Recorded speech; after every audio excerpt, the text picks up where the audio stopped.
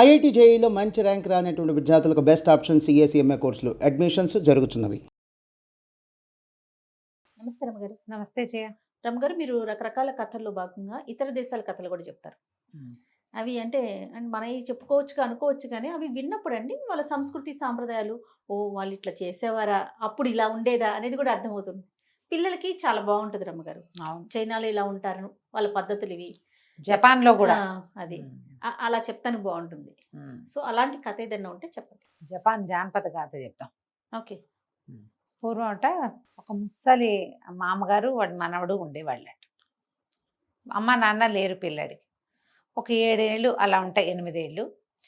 వాళ్ళ ఇళ్ళది పక్కన ఒక పెద్ద కొండ ఉండేది. వీడు రోజు ఆ కొండ మీదకి షికారు వెళ్ళేవాడు. పిల్లాడి పైకి నడుచుకుంటూ పోయేవాడు, వచ్చేవాడు. ఈ వెళ్తూ వస్తూ ఉంటే వాడికి ఒక గుహ కనపడేది. ఆ గుహకి బ్రహ్మాండమైన రాతి పలక ఒకటి అడ్డం పెట్టుండేది. చూసేవాడు, వచ్చేవాడు. వీడికి ఏమనిపించేది, ఈ గుహ ఎట్టా వస్తుంది, ఈ తలుపు చూడాలని ఉండేది. అది ఎట్టా వస్తుందో వాళ్ళు ఆగి చూశాడు, ఏం లేదు.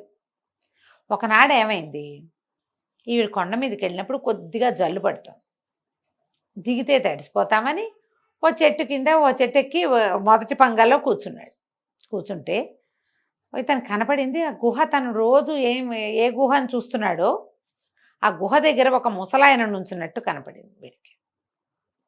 తాత ఏం చేస్తున్నాడు అని గబగబా దగ్గరికి వెళ్ళాడు. వెళ్తే చూస్తూనే ఉన్నాడు. కైకూని వచ్చాను, తలుపు తీయి అన్నాడు. 3 సార్లు అన్నాడు. అంత పెద్ద రాతి పలక వీడు లాగి పీకి దుంప తెచ్చుకున్నా రాంది, సింపుల్గా ఇట్లా మామూలు తలుపు తెరుచుకున్నట్టుగా తెరుచుకుంది. ముసలాయన లోపలికి వెళ్ళిపోయాడు. లోపలికి వెళ్ళడానికి భయం వేసింది వీడికి. యువతల నుంచున్నాడు కదా, చూస్తూ ఉన్నాడు. చాలాసేపటికి వానజల్లు తగ్గే సమయానికి ముసలాయన బయటకు వచ్చాడు. కైకూని వెళ్తున్నాను, తలుపేసుకో అని చెప్పాడు 3 సార్లు. అతను యువతలకు వచ్చేసాడు. తలుపు యథాపదంగా ఆ రాయి మూసేసింది. ఉత్సాహం వచ్చేసింది వాడికి. ఆ ముసలాయన నడిచి అవతల వెళ్ళంగానే ఈ చాంగు పరిగెత్తుకుంటూ వెళ్ళి దాని దగ్గర నుంచున్నాడు. ఆయన ఏమన్నాడు, కైకూని వచ్చాను తీయి అన్నాడు కదా, చాంగుని వచ్చాను తీయి తలుపు అన్నాడు.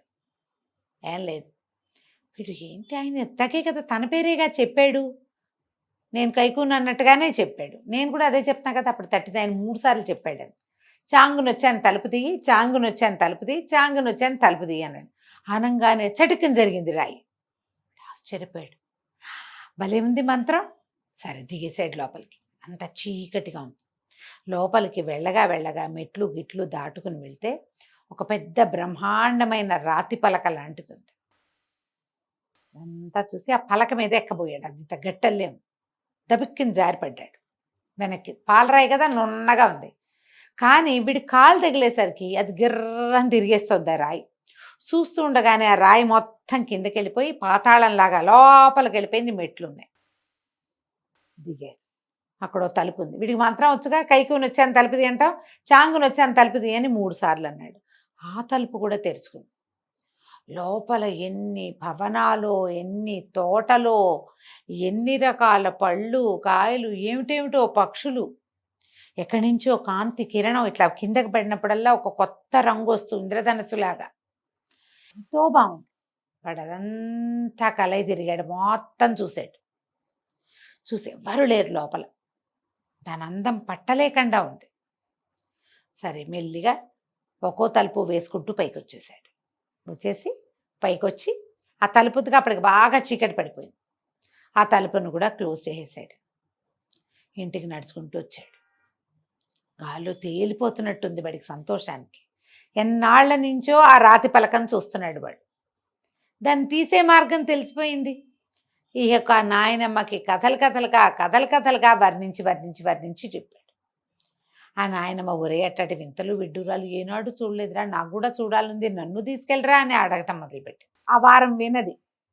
వచ్చే వారం తీసుకెళ్తానన్నాడు. వచ్చే వారం మధ్యాహ్నం అయ్యాక నాయనమ్మని వ్యాహ్యాలకి బయలుదేరితీశాడు.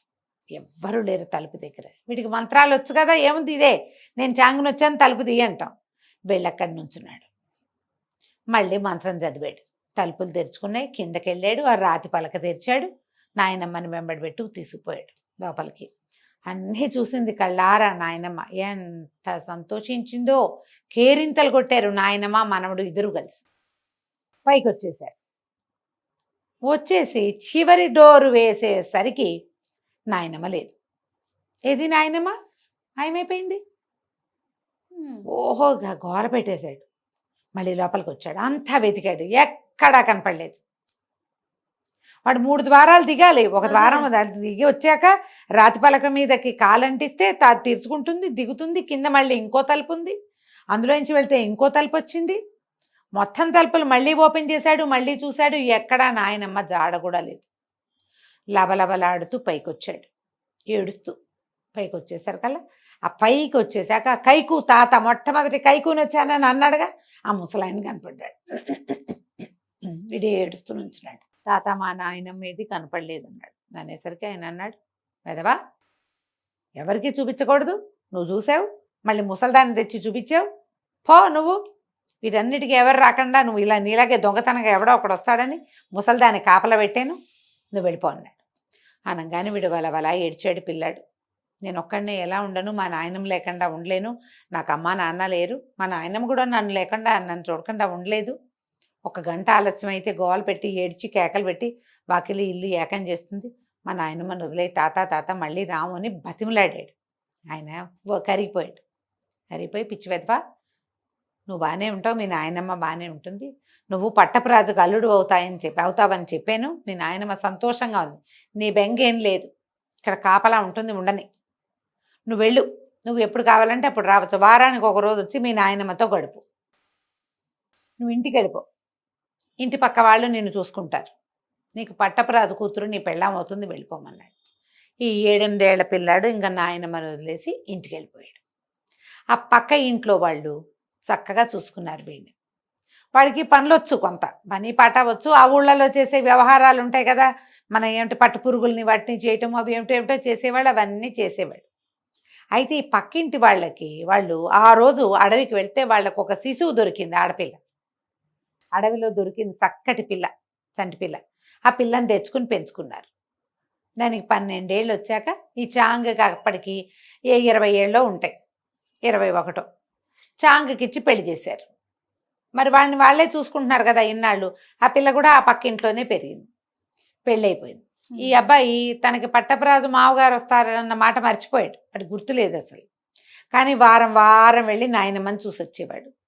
ఆవిడ సంతోషంగా ఉండేది. కిందకి వెళ్తే అన్ని పళ్ళు గిళ్ళు మంచివి కోసుకొని తినేవాడు, నాయనమ్మతో స్పెండ్ చేసేవాడు, ఒక పూటంతా వచ్చేసేవాడు. ఆ రహస్యాన్ని ఊళ్ళో ఎవరికి వాడు ఏనాడు చెప్పల. అలా చెప్పకుండా ఉండేదాన్ని ఆ కైకు ముసలాయన ఏదో చేసాడు వాడి మీద, రహస్యం బయట పడలేదు. వెళ్తూ వస్తూ ఉండేవాడు. అయితే ఏమైంది, చాంగుకు పెళ్ళైపోయింది, పిల్లవాడు కులాసాగా ఉన్నారు. 1 ఏడాది గడిచింది. గడిచాక ఏమైంది, ఒకనాడు ఓ భార్య భర్త ఎవరో ఒక 3 మనుషులు వచ్చారు వాకిట్లోకి. మంచినీళ్ళు ఇవ్వమని అడిగారు. చాంగు వాకిట్లో కూర్చుని, లోపలికి వెళ్ళండి మా ఆవిడ ఉంది, మంచినీళ్ళు ఇస్తుంది అన్నాడు. ఆడ మనిషి వాళ్ళు లోపలికి వెళ్ళారు. ఒక ఆవిడ ఇట లోపలికి వెళ్ళి కూర్చుని, 2 ఆడవాళ్ళు 1 మగాయన అనమాట. ఆ చాప మీద కూర్చున్నారు. ఈ చాంగు భార్య ఏం చేసింది, మంచినీళ్ళు పుచ్చుకొచ్చింది కూజాతోటి. పుచ్చుకొచ్చేసరికి అలా కింద కూర్చుని ఆవిడ ఒక బుదుటి లేచి, మా అమ్మాయి మా తల్లే దొరికేవా అని కావలిచ్చుకుంది. 2వ మనిషి ఏమో కేకలు పెట్టింది, బాబు బాబు రండి, మీరు అమ్మగారు ఏదో గొడవ చేస్తున్నారని కేకలు పెడితే వాళ్ళు బయట కూర్చున్న మొగాయన ఈ చాంగు ఇద్దరు గబగబా లోపలికి వెళ్ళారు.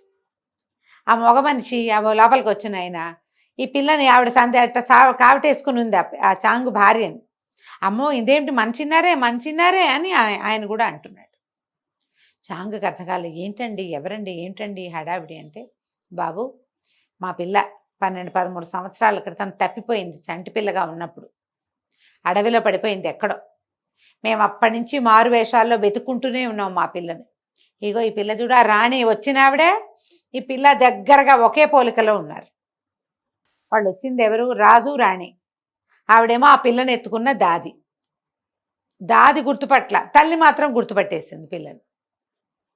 కేకలు పెట్టారు చుట్టుపక్కల. అక్కడి నుంచి ఆ ఊరిని కాపలా కాసే వాళ్ళు ఉంటారు కదా, అంటే గ్రామాధికారులు వాళ్ళందరూ పరిగెత్తుకొచ్చారు.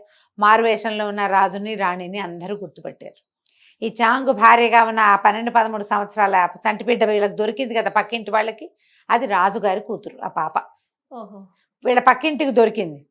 వాళ్ళేమో ఆ పిల్లని పెంచి పక్కనే ఉన్న చాంగుకి ఇచ్చి పెళ్లి చేసి, వాళ్ళకేం తెలుసు, పెళ్లి చేసుకునేసరికి చివరికి ఇదైంది.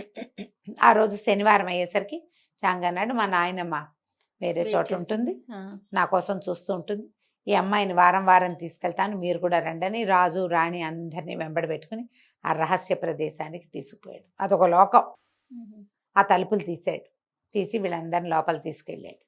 వాళ్ళు ఆనందించారు, నాయనమ్మ ఆనందించింది. పట్టపు రాజుకి అల్లుడవుతాడని చెప్పాడు కదా, అదే ఆ మాట జరిగింది. నిజమైంది. సరే రాయి చాంగు తాలూకు పక్కింటి వాళ్ళను కూడా రాజు రాణి తమ పిల్లని పెంచినందుకు వెంబడి పెట్టుకు తీసుకుపోయారు.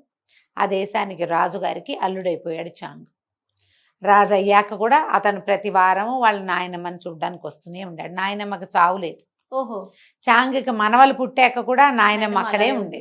బాగుంది. వెళ్ళి చూసొస్తూ ఉండేవాళ్ళు. కథ కంచికి మనం ఇంటికి. భలే ఉంది రమ్మగారు.